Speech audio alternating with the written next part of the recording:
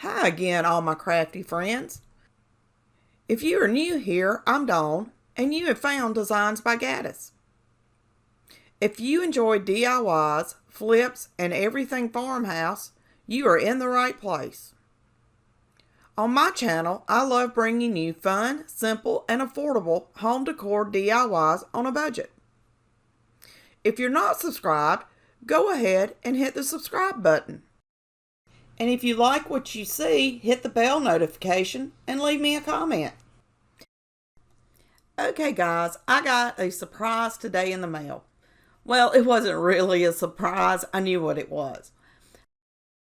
I wanted to share with you a new purchase that I made. I saw this galvanized metal tray on wish.com for less than $25. I was afraid it would be some rinky-dink, not sturdy tea-air tray, but I went ahead and ordered it anyway. Thought I'd give it a try. To my surprise, it is sturdy and I am in love with it. It came packed very well and all the pieces were there. Surprise, surprise. And the trays actually have supports on the bottom. All I had to do was screw the pieces together, so it was super simple to put together. I am very surprised at the quality of this tray, and I wanted to let y'all know where I got it from.